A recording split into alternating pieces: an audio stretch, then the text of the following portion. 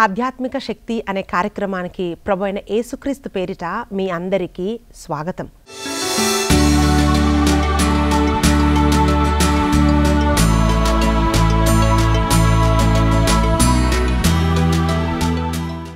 ఎందుకు ఈ ఆడజన్మ, నేనెందుకు ఆడామగా పుట్టాను, నేనేం చేయగలను, నేను ఆడదాన్నే కదా అని చాలాసార్లు మనుషులు, స్త్రీలైన వాళ్ళు కృంగిపోతూ ఉంటారు.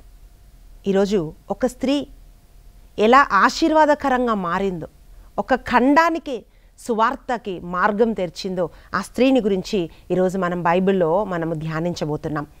అపోస్తుల కార్యము 16వ అధ్యాయము 6 నుండి 10 వచనాలు మనం చూసినట్లయితే ప్రిలరా, అక్కడ వాక్యం ఏం పలుకుతుందంటే, ఆ రాత్రి పౌలుకు ఒక దర్శనము కలిగెను. 16వ అధ్యాయము 9వ వచనం. ఆ దర్శనంలో మసడోనియా మనుషుడొక్కడు కనిపించి మసడోనియాకు వచ్చి మాకు సహాయపడు అని పౌలును బ్రతిమాలుకొనెను. ఈ దర్శనం కలిగిన వెంటనే నేను మసడోనియాకు పోవుటకు సిద్ధపడుతుని, ఏలయనగా అక్కడున్న ప్రజలకు సువార్త ప్రకటించుటకు దేవుడు మమ్మల్ని పిలిచినని మేము నిశ్చయించుకుంటిమి. ఈరోజు మనుషులు చాలామంది వాళ్ళే చర్చికి రావటం కష్టమండి. వాక్యం చదవటం కష్టం, ప్రార్థన చేయటం కష్టం, వాక్యం వినటం కూడా కష్టం. అయితే అపోస్తుడైన పౌలు గారికి ఒక దర్శనం దేవుడు ఇచ్చాడండి. ఆ దర్శనం ఏమిటి అంటే, ఆయనకి మసడోనియా మనిషి ఒకడు దర్శనంలో కనిపించి మాకు సహాయం చేయమని అడిగాడు. ఎవరన్నా మనకు సహాయం చేయమని అడగానే మనం ఏమనుకుంటామండి, నేను ఒక చిన్న హెల్ప్ అడగాలనుకుంటున్నానండి మిమ్మల్ని అన్నారనుకోండి. ఏ డబ్బు అడుగుతాడో, ఏ మాట సహాయం అడుగుతాడో, ఎక్కడ షూరిటీ సంతకం పెట్టమంటాడో, లేకుంటే ఏం వీళ్ళు ఆశపడుతున్నారో అని చెప్పి నా వల్ల అయితే చేస్తా లేకపోతే లేదు అని మనం ముందే చెప్పేస్తాం. ఇది మనుషుల ఆలోచన. పిల్లరా, ఇక్కడ మసడోనియాకు చెందిన ఒక వ్యక్తి ఏమంటున్నాడంటే, మాకొచ్చి సహాయపడుము అని అన్నప్పుడు పౌలు గారు అర్థం చేసుకున్నది ఏంటంటే, ఒక డబ్బు కాదు, లేక బలగం కాదు, ఏది కాదు, వాళ్ళకు కావాల్సింది అక్కడున్న ప్రజలను విడుదల చేయటానికి వాళ్ళకు వాక్య బలం కావాలి, వాళ్ళకు వాక్యం కావాలి. అప్పుడే వాళ్ళు విడుదల పొందుకుంటారు. అందుకే దేవుడు ఈ దర్శనం ఇచ్చాడు అని చెప్పి పౌలు గారు గ్రహించి వారికి సువార్త ప్రకటించటానికి వెళ్ళటానికి ఆయన నిర్ణయించుకున్నాడు అని మనం బైబిల్లో మనం చూస్తున్నామండి. ప్రిలరా, సువార్త ప్రకటించటము లేక ప్రభువుని అందించటము కంటే ఈ గొప్ప సహాయం ఏది లేదండి.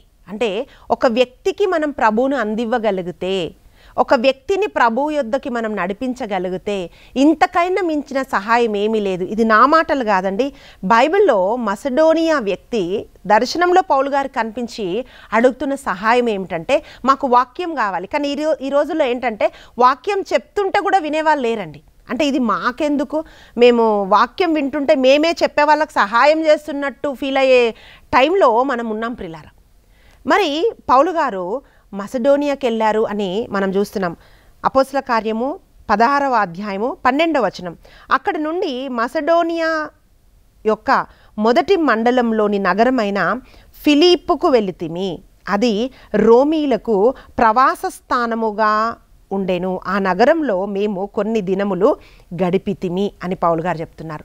ఎప్పుడైతే ఈ దర్శనంని ఆయన అందుకున్నారో, మీరు గమనించాలండి, ఈ మిషనరీ జర్నీలో పౌలు గారితో పాటు వెళ్ళింది ఎవరు అని అంటే, పునీత పౌలు గారు, అలాగే లూకా గారు వెళ్ళారు. మనం చూస్తున్నాము తిమోతి, సిలాసు వెళ్ళారు. పిల్లరా, వీళ్ళొక దర్శనం కలిగి ఉన్నారు. వెళ్తున్నది నలుగురే, కానీ ఒక బలమైన దేవుని ఆత్మ, పరిశుద్ధాత్మ శక్తి వాళ్ళని అక్కడికి నడిపించింది ప్రియులరా. వీళ్ళు దేవుని దర్శనం కలిగి దేవుని ఆత్మచేత ప్రేరేపింపబడ్డ వాళ్ళు ఎక్కడికి వెళ్ళారు అని అంటే, ఆ మసడోనియాకి వాళ్ళు వెళ్ళారండి. మసడోనియాలో ఒక ప్రముఖమైన పట్టణమైన ఫిలిప్పుకి వాళ్ళు వెళ్ళారు.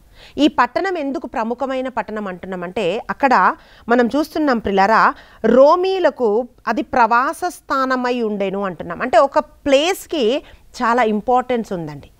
అంటే ఒక స్థలాన్ని బట్టి అక్కడ ఉంటున్న వాళ్ళు ఎవరంటే రోమీలు ఉంటున్నారండి. అంటే అక్కడ రోమా చట్టము, రోమా ఆచారాలు, అంటే రోమీలు ఉంటున్న స్థలం అన్నమాట. అక్కడికి వీళ్ళు పంపబడ్డారు. ప్రిలరా ఆ స్థలానికి వీళ్ళు వెళ్ళినప్పుడు మనం ఏం చూస్తున్నామంటే అక్కడ కొద్ది రోజులు వీళ్ళు గడిపారు అని మనం చూస్తున్నాం. అంటే కొన్ని చోట్లకి సువార్త ప్రకటించడానికి వెళ్తుంటున్నప్పుడు అండి, అంటే ఆ ప్లేస్కి వెళ్తేనే మనము దేవుని పని చేయలేమన్నమాట. అంటే మనకు ఆ ప్లేస్ పేరు చెప్తేనే అక్కడున్న మనుషులేంటి అని మనకు అర్థమవుతుంది. ప్రిలరా ఈ ఫిలిప్పు నగరానికి పౌలు గారు వెళ్ళినప్పుడు మనం ఏం చూస్తున్నామంటే 13వ వచనంలో, ఒక విశ్రాంతి దినమున ఆ నగరమున వెలుపలున్న నదీ తీరమున ప్రార్థనా స్థలం ఉన్నదని తెలుసుకొని అచ్చటికి వెళ్ళి కూర్చుండి అక్కడకు వచ్చిన స్త్రీలతో మాట్లాడితిమి అని పౌలు గారు అంటున్నారు. అంటే ఇదంతా కూడా రోమీలు ఉంటున్న స్థలం అండి. అక్కడ సువార్త ప్రకటించబడినది ఏది లేదు. ఒక సినగాగ్ అంటే ఒక ప్రార్థనా మందిరం ఎప్పుడు కడతారంటే, ఒక 10 మంది అయిన యూదులు ఒకవేళ ఒక స్థలంలో ఉంటే అక్కడ వాళ్ళు ఈ సినగాగ్ని కడతారు, అంటే ప్రార్థనా మందిరాన్ని కడతారు. కానీ ఇక్కడ అటువంటి ఒక ప్రార్థనా మందిరం కూడా లేదు. ఇది ప్రార్థనా స్థలం అని మనం చూస్తున్నాం. ఒక నదీ తీరము దగ్గరికి పౌలు గారు వెతుకుతూ వెళ్ళారు విశ్రాంతి దినమున. ఎందుకు వెతుకుతూ వెళ్ళారంటే, యూదులు అనే వాళ్ళకి చాలా రకాల ఆచారాలు ఉంటాయన్నమాట.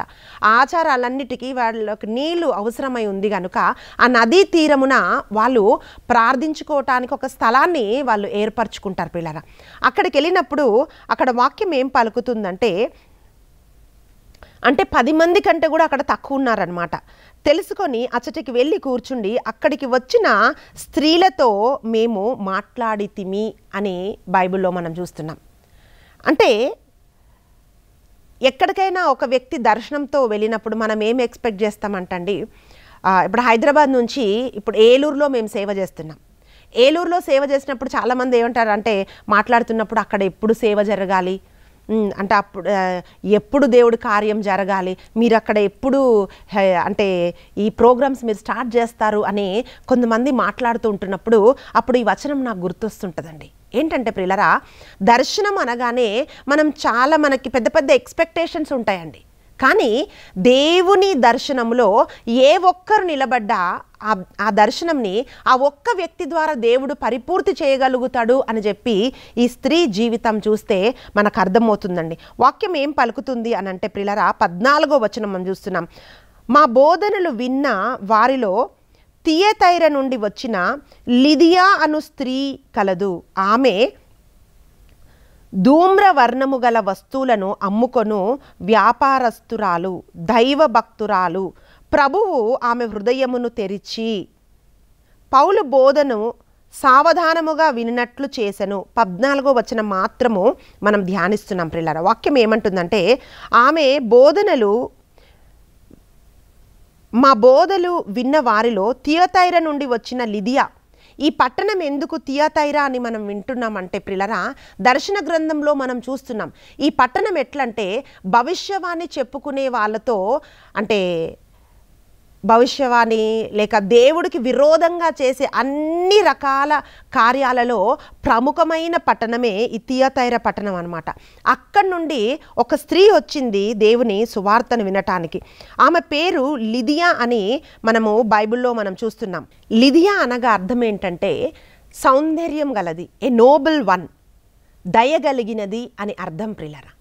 ఒక స్త్రీకి పౌలు గారు వాక్యం చెప్పినప్పుడు మనం ఏం చూస్తున్నామంటే, లిదియా అను స్త్రీ చేసే పని ఏంటి అంటే ఆమె ఒక వ్యాపారస్తురాలు అని మనం వాక్యంలో మనం చూస్తున్నాం.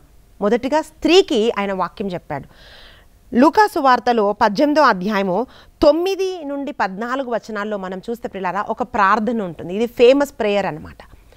అంటే అందరికీ తెలిసిన ఒక ప్రార్థన. ఒక పరిసయుడు సుంకరి చేస్తున్న ప్రార్థన. ఈ పరిసయుడు ఏం ప్రార్థన చేస్తున్నాడంటే, ప్రభువా నేను లోబిని కాదు, మోసం చేసేవాడిని కాదు, ఈ సుంకర్ లాంటి వాడిని కాదు, నేను ఉపవాసం ఉంటాను, నేను కానుకలు ఇస్తాను, దశంభాగాలు ఇస్తానని చెప్పి ఈయన ప్రార్థన చేస్తున్నాడు. ప్రియులారా, ఈ యూదులు ప్రార్థన చేయడానికి వారికి ఒక క్రమం ఉందన్నమాట. అంటే దేవుడు చేసిన అన్ని మేళ్ళకి వాళ్ళు థ్యాంక్స్ గివింగ్ చెప్తారనమాట. అంటే కృతజ్ఞత ప్రార్థన చేస్తూ ఉంటారు. ప్రభా, నేను ఇలా లోబిని కాలేనందుకు నీకు వందనాలయ్యా, ఈ సుంకర్లాగా కాలేదు నేను వందనాలయ్యా అని ఏదేదైతే దేవుడు వాళ్ళ జీవితంలో మేలు చేశాడో ఒక్కొక్కటిగా వాళ్ళు చెప్తూ ప్రార్థిస్తారనమాట. అప్పుడు వాళ్ళు ప్రార్థన చేసే విధానంలో ఒకటి ఏంటంటే, ప్రభా నేను అన్యుణ్ణి కాలేదు నీకు స్తోత్రమయ్యా, నేను బానిసను కాలేదు నీకు వందనాలయ్యా, నన్ను స్త్రీగాను సృష్టించలేదు వందనాలయ్యా అని పురుషులు దేవుడికి వాళ్ళు థ్యాంక్స్ చెప్తూ ఉంటారంట. అంటే స్త్రీ అంటే అంత చులకనన్నమాట. ఈరోజు అనేక మంది స్త్రీలను చిన్నచూపు చూస్తూ ఉంటారండి. పిల్లరా, చదువుకున్న తర్వాత కూడా సేవలో కూడా మనం చూస్తున్నట్లయితే ఏం చేస్తుంది ఆడామా అన్నట్టు వాళ్ళు చూస్తుంటారు. కానీ స్త్రీ పురుషుడని భేదం దేవుడికి లేదు, ఇద్దరిని దేవుడు ఆత్మతో నింపాడు. ప్రిల్లరా, అయితే ఇక్కడ మనం చూస్తే ఈ సౌందర్యం కలిగి దయగలిగిన అంటే ఒక నోబుల్ ఉమెన్ అని మనం చూస్తున్నాం. ఈమెని మనం చూస్తే ప్రిల్లరా, ఈమె ఒక చిన్న వ్యక్తి కాదు, ఆమె ఒక వ్యాపారస్తురాలు అని మనము వాక్యంలో చూస్తున్నాం. ఆమె ఏం వ్యాపారం చేస్తుందంటే ధూమ్రవర్ణము గల వస్తువులని అమ్ముకొను వ్యాపారస్తురాలు. ఈ ధూమ్రవర్ణం అంటే ఏంటంటే షెల్ఫిష్ నుండి వస్తున్న ఒక ఊదా రంగు, అంటే ఆ రంగు చాలా కాస్ట్లీ అనమాట. ఇప్పుడు ఒక వ్యక్తి మీరు ఏం బిజినెస్ అంటే మేము డైమండ్ బిజినెస్ అంటే వాళ్ళు చేస్తున్న బిజినెస్ని బట్టి వాళ్ళ స్టేటస్ ఏంటో మనకు తెలుస్తుంది. మీరు ఏం బిజినెస్ చేస్తున్నట్టు మేము గోల్డ్ షాప్ ఉంది అంటే మనకి వాళ్ళ స్టేటస్ ఏంటో తెలుస్తుంది. ఎవరినైనా మీరు ఏం చేస్తున్నారంటే మేము కూరగాయలు అమ్ముతున్నాము, కూరగాయలు అమ్ముకుంటామండి అన్నారు అనుకోండి, వాళ్ళకి ఎంత లాభం వస్తుందో, వాళ్ళు ఎలా ఉండగలుగుతారో, వాళ్ళ స్టేటస్ ఏంటో మనకు అర్థమవుతుంది. పిల్లరా, అలాగే ఈ స్త్రీ ఆమె ఊదా రంగు అమ్ముతుందంట, ధూమ్రవర్ణం అమ్ముతుంది అని మనం చూస్తున్నాం. ఈ ధూమ్రవర్ణం అంటే బైబిల్ గ్రంథంలో చాలా చాలా ఒక ఇంపార్టెన్స్ ఉందండి. యేసు ప్రభుని వాళ్ళు ఆ రాతి స్తంభానికి కొడుతూ ఉంటున్నప్పుడు ఊదా రంగు వస్త్రాలు వేశారు. ఎందుకంటే అది ఒక రాచరికానికి గుర్తు. ప్రియులరా, అది కేవలము ఒక రాయల్ ఫ్యామిలీ నుంచి వచ్చిన వాళ్ళు, అంటే గొప్ప ఉన్నత స్థానంలో ఉన్న వాళ్ళు మాత్రమే కొనగలిగిన వాళ్ళు అనమాట. అంటే కేవలం అటువంటి వాళ్ళు మాత్రమే వెళ్తున్న ఒక షాప్ అనమాట.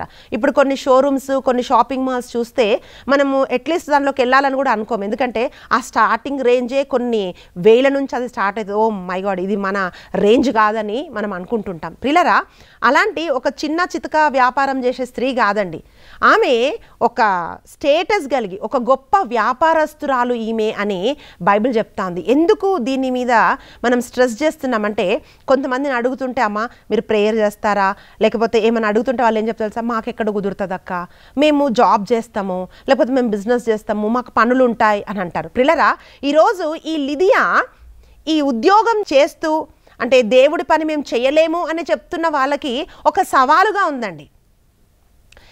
వ్యాపారం ఎంత పెద్దదైతే వాళ్ళు అంత బిజీగా ఉంటారు, అవునా కాదా? అయితే ఈమె అలాంటి ఒక వ్యాపారం చేస్తూ కూడా దేవుని వాక్యం వినడానికి వచ్చింది. దేవుని కోసం ఆ స్త్రీ నిలబడ్డది. ప్రియులారా, అయితే ఈరోజు నువ్వు చేస్తున్న పని కానీ, నువ్వు చేస్తున్న వ్యాపారం కానీ, దేవుడు నీకు ఇచ్చిన దీవెన కానీ దేవుని పరిచర్య చేయకుండా అది నీకు ఒక బ్లాక్గా మారకూడదు.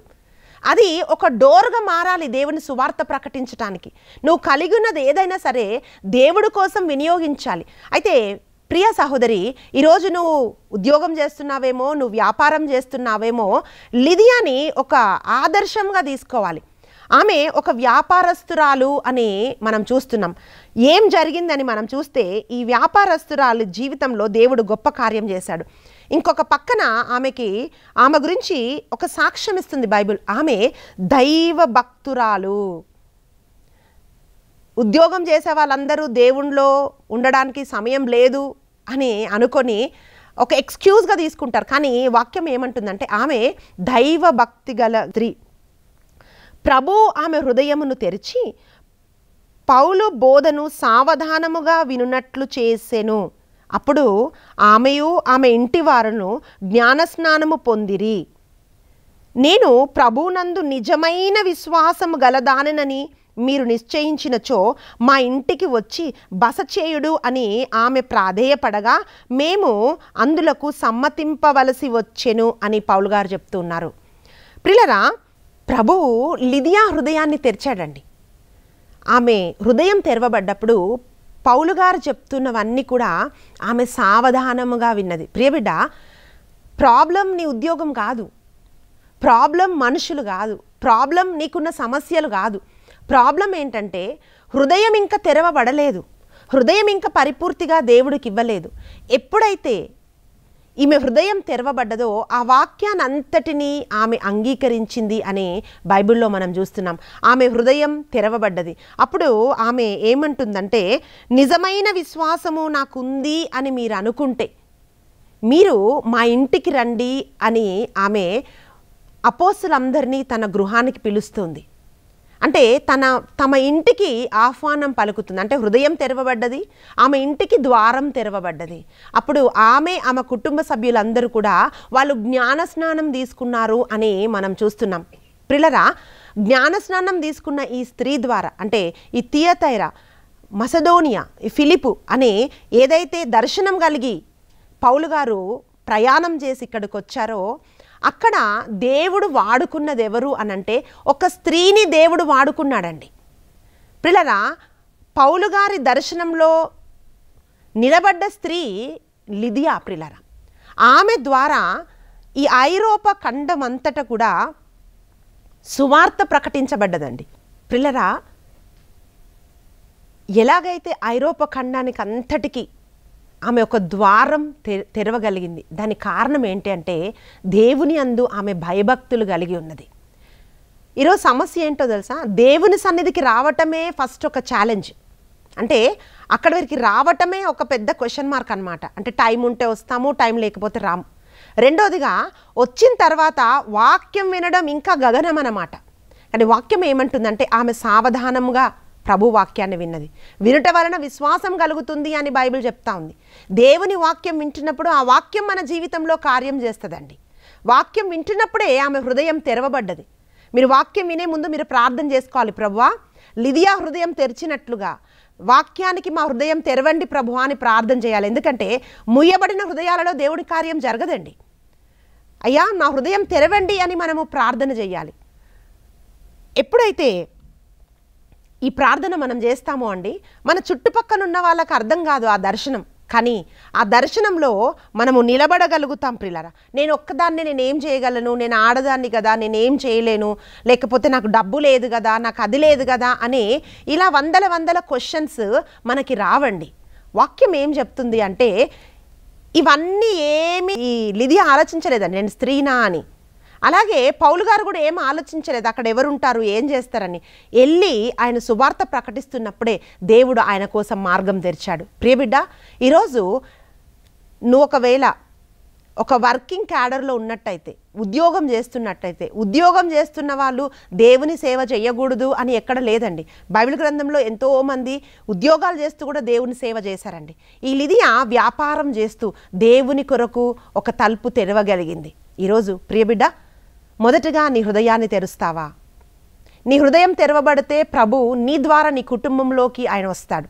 అందుకే ఆమె కుటుంబం అంతా కూడా రక్షణలోకి వచ్చింది. వారందరూ జ్ఞానస్నానం తీసుకున్నారండి. ఎక్కడా ఇది ఉంటున్న స్థలము, వీళ్ళు ఫిలిప్పులో వాళ్ళు ఉంటున్నారండి.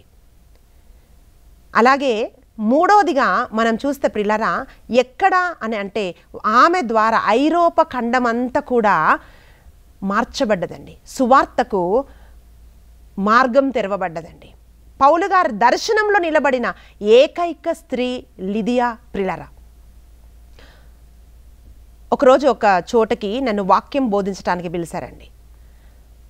అయితే ఇలా టీవీలో వాక్యం చెప్తున్నప్పుడు ఒక సేవకుడు కాల్ చేసి చెప్పారు, సిస్టర్ గారు మీరు వస్తారా, మేము మీ వాక్యం విన్నాము అన్నారు. సరే మరి నేను క్యాథలిక్, మీకు ఇష్టమైతే నేను వస్తాను అని చెప్పాను నేను. సరే రండి అన్నారు. అక్కడ నేను సువార్త చెప్పడానికి వెళ్ళాలి. ఒక మనం రిట్రీట్ పెట్టుకుంటాం కదా, అలా అయితే మేము ఒక కూడిక పెట్టుకున్నామండి, రండి అని చెప్పారు. సరే అని నేను సిద్ధపడి వెళ్ళాను. అక్కడ వెళ్ళినప్పుడు బ్యానర్స్ అవన్నీ కట్టారనమాట. ఆ బ్యానర్ కట్టారు కదా అని నేను బ్యానర్స్ అన్నీ కట్టారు. లోపలికి వెళ్ళడానికి ఎందుకులే అని చెప్పి నేను అందరితో పాటు అక్కడ చైర్స్లో నేను కూర్చున్నానండి. కూర్చున్నప్పుడు అక్కడ కొంతమంది అంటున్నారనమాట, అంటే ఏంటి ఎవరు దొరకలేదా, ఈ ఆడామనే దొరికిందా, ఇంత మంచిగా అరేంజ్ చేసుకున్నారు, ఎవరైనా పిలిచి ఉండొచ్చు కదా అని అన్నారు. నేను అక్కడికి వెళ్ళడానికి ముందే ఆ సేవకుడు నాతో అన్నాడు, సిస్టర్ చాలామంది అన్నారు ఎందుకు మీరు ఇంత ఖర్చు పెట్టుకుంటున్నారు, ఆ ఆడామని పిలిచి ఎందుకు పిలుస్తున్నారు ఆమెను అన్నారు అనేసి అని చెప్పినప్పుడు కొంచెం బాధ కలిగింది. నేను చెప్పాను, మరి మీకు ఇష్టమైతేనే నేను వస్తానన్నా, లేకపోతే లేదు అని అన్నాను. అప్పుడు ఆ సహోదరుడు లేదు సిస్టర్ మీరు రండి, బట్ మీరు మంచిగా సిద్ధపడరండి అన్నారు. నేను చెప్పాను, మరి మీ ఎక్స్పెక్టేషన్కి నేను రీచ్ అవుతానో లేదో నాకు తెలియదు, కానీ దేవుడు ఏం చెప్పమంటాడో నేను ప్రార్థన చేసుకొని నేను సిద్ధపడి వస్తాను, బట్ నాకు తెలియదు అన్నాను. కానీ నేను ప్రార్థన చేసుకున్నాను. నేను చెప్పాను, ప్రభా స్త్రీ అని వీళ్ళు చిన్న చూపు చూస్తున్నారు, కానీ అందరినీ అభిషేకించువాడవు నీవే కదా, నీ కార్యం చేయాలి ప్రభు అని చెప్పి నేను ప్రార్థించుకొని అక్కడికి వెళ్ళానండి. ప్రార్థన చేసుకొని అక్కడ నిలబడ్డాను. నేను కిందకి దిగి వచ్చినప్పుడు వాళ్ళు చెప్తున్నారు, సిస్టర్ మీరు మా కోసం ప్రేయర్ చేస్తారా సిస్టర్, మీ నంబర్ ఇవ్వండి సిస్టర్ అని చెప్పి వాళ్ళు అడుగుతున్నారు. పిల్లల నేను ఈ మాట ఎందుకు చెప్తున్నానంటే నేనేదో గొప్పగా చెప్పానని కాదు. అంటే దేవుని సేవ చేస్తున్నా కూడా చాలాసార్లు స్త్రీగా ఉన్నందుకు అంటే చులకన భావంతో మనుషులు చూస్తుంటారు. మిమ్మల్ని కూడా చాలాసార్లు స్త్రీలని చులకనగా మనుషులు చూస్తుండవచ్చు, కానీ నిన్ను దేవుడు చులకనగా చూడట్లేదు. దేవుడి దర్శనంలో నీవు నిలబడగలుగుతావని, నువ్వు నిలబడితే నీ ద్వారా దేవుడు అనేక చోట్ల సువార్తకు మార్గం తెరవాలని దేవుడు ఎదురు చూస్తున్నప్పుడు నీ హృదయాన్ని నువ్వు దేవుడికి సమర్పించాలి. అప్పుడు నీ ద్వారా దేవుడు కార్యాలు చేస్తాడు. నువ్వు చేసే పని మనుషులకు చిన్నదిగా ఉండొచ్చు, అంటే ఏముంది ఒక ఇంటికి పిలవడమే కదా. ఆ రోజు లిదియా ఏం చేసిందంటే కేవలం ఇంటికి పిలిచిందండి అంతే, కానీ దాని ద్వారా సువార్త స్థలంలో ప్రకటించబడ్డది. అది మనుషుల దృష్టికి చిన్నదిగా ఉండొచ్చు ప్రియులారా, కానీ అదే దేవుడి దృష్టిలో ఘనమైన కార్యం. ఒక ఖండానికే మొట్టమొదటిగా సువార్త మోసుకొని వెళ్ళిన స్త్రీ ఎవరు అని అంటే ఆమె పేరు బైబిల్లో రాయబడి ఉందండి, లిదియా అని మనం చూస్తున్నాం. ఎంతోమంది చాలా గొప్ప గొప్ప సేవలు చేశారు, కానీ వాళ్ళ పేర్లు రాయబడలేదు. కొంతమంది మహారాజులుగా ఉన్నారు, కానీ వాళ్ళ భార్యల పేర్లు రాయబడలేదు, కానీ ఈ స్త్రీ పేరు అక్కడ రాయబడి ఉందండి. ప్రియులారా, ఈరోజు లిదియా లాగా మనం కూడా సువార్తకు ద్వారాలు తెరిచేవారిగా దేవుడు మనని అభిషేకించాలని మనం ప్రార్థన చేస్తాం. ఈరోజు నిన్ను నువ్వు చిన్నగా చూసుకోకు ప్రియ సహోదరి, దేవుడు నీ ద్వారా గొప్ప కార్యాలు చేస్తాడు. కేవలం మనం చేయాల్సింది మన హృదయాన్ని ఆయన కొరకు మనం తెరవాలి. కళ్ళు మూసుకుందాం, మనం ప్రార్థన చేద్దాం. స్తోత్రము నాయన గనుడ పరిశుద్ధుడ నా తండ్రి, ఈ సమయాన్ని నీ పాద సన్నిధిలోకి మేము సమర్పిస్తున్నామయ్యా. ఎవరెవరైతే ప్రభువా అయ్యా ప్రార్థనలో ఇప్పుడు ఏకీభవిస్తున్నారో నా తండ్రి, అటు వారందరినీ కూడా నీ పాద సన్నిధిలోకి మేము సమర్పిస్తుండగా ప్రభువా లిదియా హృదయం తెరిచినట్టుగా ప్రభా ఒక్కొక్కరు హృదయాలు మీరు తెరవమని అడుగుతున్నాము నాయన. లిదియా హృదయం తెరవబడ్డది ప్రభా, ఆమె ద్వారా ఆమె కుటుంబం రక్షణలోకి వచ్చింది నాయన. ఆమె ద్వారా నా తండ్రి ఐరోపా ఖండమంతా కూడా నా తండ్రి సువార్త ప్రకటించటానికి సువార్తకు ద్వారముగా ఆమె మారింది నా తండ్రి. నీకు వందనాలయ్యా. అట్టి కృప మాకును అనుగ్రహించమని ప్రభా, నీ దర్శనంలో మేము భాగస్థులుగా ఉండుటకు నాయన నువ్వు సహాయం చేయమని, నీ ఆత్మ నడిపింపును ఒక్కొక్క బిడ్డకు మీరు అనుగ్రహించమని అయ్యా. వారు చేస్తున్న ఉద్యోగాలను వ్యాపారాలను మీరు దీవించండి నాయన. ఒకవైపు నా తండ్రి కుటుంబ జీవితం, ఇంకొక వైపు ఆత్మీయ జీవితం, ఇంకొక వైపు నా తండ్రి వాళ్ళ ప్రొఫెషన్ని అన్నిటిని బ్యాలెన్స్ చేసుకొని అయ్యా నీ పని చేయటానికి ఒక్కొక్క బిడ్డను మీరు అభిషేకించి దీవించమని యేసుక్రీస్తు బలమైన నామమున ప్రార్థించి అడిగి వేడుకుంటున్నాం తండ్రి, ఆమేన్. ప్రియులారా, దేవుని దర్శనంలో నిలబడడానికి దేవుడు మీకు కృపను అనుగ్రహించునుగాక. మీ ద్వారా అనేక చోట్ల సువార్తకు మార్గాలు తెరవబడునుగాక. దేవుడు మిమ్మల్ని ప్రేమిస్తున్నాడు. God bless you.